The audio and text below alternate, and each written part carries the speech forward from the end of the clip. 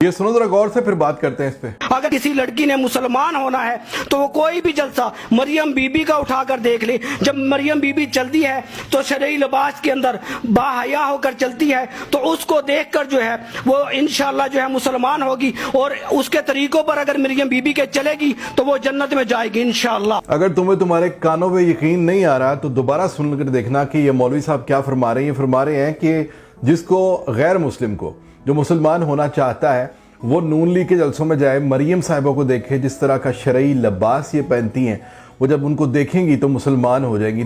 मतलब दूसरी ख़वातीन जो हैं वो देखकर मुसलमान हो जाएंगी अगर वो मरियम साहिबा को देखेंगी। अगर कोई आम आदमी होता ना तो मैं कहता कि यार ये शायद कोई ज़्यादा पैसे मिल गए हैं, बिरयानी के 2 डब्बे मिल गए हैं, या शायद 1 to 5 इसको मिल गया है, तो ये इस तरह की बात कर रहे हैं। लेकिन ये मौलवी साहब है, ये वो हैं कि जिनको 4 बंदे सीरियस होकर सुनेंगे कि यार ये क्या कह रहे हैं। इनके पास कोई बच्चा कुरान भी पढ़ता होगा, तो जाहिर है कि इनकी बात के ऊपर थोड़ी सी इनको वैल्यू दी जा सकती है। अब मैं हैरान ये हूँ कि मौलवी साहब या तो बहुत ज़्यादा मासूम है या तो फिर बहुत ज़्यादा खरांट है। यानी इनको समझ में नहीं आ रहा कि ये किसकी मिसाल दे रहे हैं। ये फरमा रहे हैं कि मरियम साहिबा को जो शरई तरीके से जो चलती हैं, उनकी ज़िंदगी के ऊपर अमल करेगी तो वो जन्नत में भी जाएगी। सिर्फ यहाँ पर मुसलमान होने की बात नहीं, वो बाकायदा वहाँ से अमल करके उनकी सीरत पे, तो वो जनाब जन्नत में भी जा सकती हैं।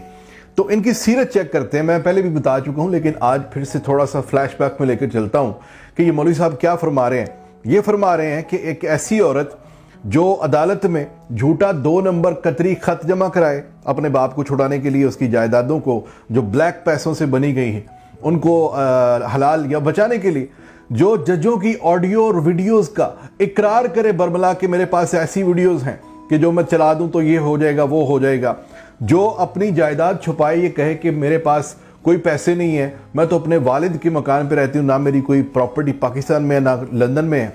एक बापर्दा औरत को जादूगरनी कहे। मैं खान साहब की बीवी की बात कर रहा हूँ कि उसको उन्होंने जब भी बात की पिंकी, पीरनी, जादूगरनी, एक औरत जो जिसकी यानी इस तरह की आप हैसियत बता रहे हैं कि उसको देखने से, उसकी ज़िंदगी पे चलने से इंसान जन्नत में चला जाएगा, तो उसकी अपनी सीरत यह है कि वो दूसरी औरतों को जो बाप पर्दा है उसको वो जादूगरनी कहती हैं। गरीबों का सेहत कार्ड बंद कर दिया। मौलवी साहब आपको भी अगर कोई अल्लाह ना करे बड़ी बीमारी लगती खान साहब के दौर में तो आप भी सेहत कार्ड इस्तेमाल करते, वो बंद कर दिए। इसी बीबी की आवाज़ हमने सुनी हुई है कि जहाँ पर ये जिक्र करती थी और ये सेहत कार्ड फिर बंद कर दिया गया था। उसके बाद जनाब बच्चियों की तालीम के लिए मिशेल ओबामा से पैसे लिए और वो पैसों का कोई पता नहीं है कि किया क्या उन्होंने। सनम जावेद को आज भी जेल में रखा हुआ है सिर्फ इस वजह से कि वो इनकी नकलें उतारती थी या इनको तंग करती थी या वो सच बोलती थी।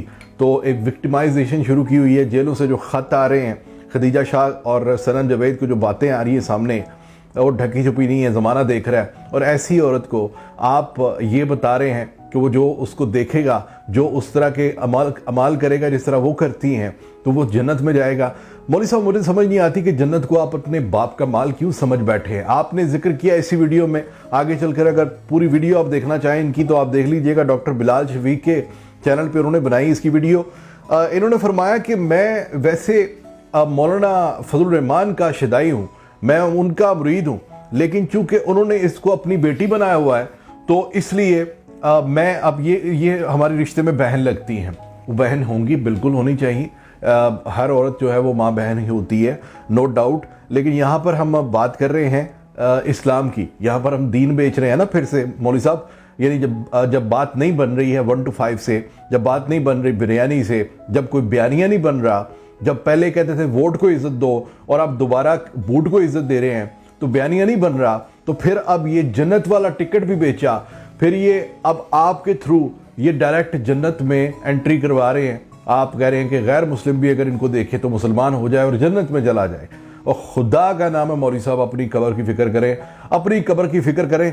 आप जैसे लोग हैं कि जिन्होंने दीन को तमाशा बना दिया हुआ है, जगह जगह पर आप दीन बेच रहे हैं। मौलाना साहब खुद फरमाते हैं कि अगर JUI को वोट दोगे तो आपका एतकाफ भी नहीं टूटेगा, और अगर आप इमरान खान को वोट देंगे तो आपका एतकाफ टूट जाएगा। यानी दीन को आपने समझा क्या हुआ मौलवी साहब, मेरी समझ नहीं। और फिर साथ एक तस्वीर और है भाई की, वो अगले दिन फरमा रहे थे जब लाहौर में जलसा था इस भाई की मैं नाम नहीं जानता इनका, लेकिन ये बड़े जज्बाती हैं, नून लीग के बड़े कट्टर सपोर्टर हैं। होना चाहिए, अपनी पार्टी से मोहब्बत होनी चाहिए। इन्होंने फरमाया कि उस दिन मीनार पाकिस्तान पे जलसा है, मियाँ साहब आ रहे हैं और ये जो सामने साथ में अस्पताल है ना, वहाँ से जो हामला खवातीन आज जलसा अटेंड करने आएंगी ना, तो वो जब मियाँ साहब की बात सुनेंगी और जो बच्चा पैदा होगा वो बच्चा भी नेक हो जाएगा, वो बच्चा भी जन्नत में चला जाए।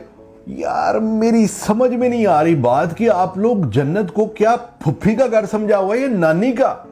और यार जन्नत का मामला खास तौर पर अल्लाह ने अपने पास रखा हुआ है, किसको जहन्नुम में भेजना है, किसको जन्नत में भेजना है। आप लोग कैसे सर्टिफिकेट बांट रहे हैं और क्या क्राइटेरिया रखा हुआ है आपने मियाँ साहब की। यानी वो चोर है, उसको अदालतें चोर कहती थी, वो इस कौम का पैसा लेकर भागे बाहर, जायदादें आज तक उनकी, और इस महल में 4 साल गुजार कर आए हैं, उस फ्लैट की आज तक उन्होंने रसीदें नहीं निकाली। ऐसे शख्स की आवाज़ सुन के हामला खवातीन के जो बच्चे पैदा होंगे वो जन्नती हो जाएंगे। और जो बीबी कतरी खत जाली वो पेश करके अदालत में सजा पा गई 7 साल की, उसके सीरत पे अमल करके गैर मुस्लिम मुसलमान होने के बाद जन्नत में चले जाएंगे। फिर से वही सवाल है कि क्या नानके का नाम रखा हुआ जन्नत आपने? शर्म करें मौलवी साहब, आपसे ये तवक्को नहीं है। अपना ख्याल रखिएगा नाज़रीन। पाकिस्तान जिंदाबाद।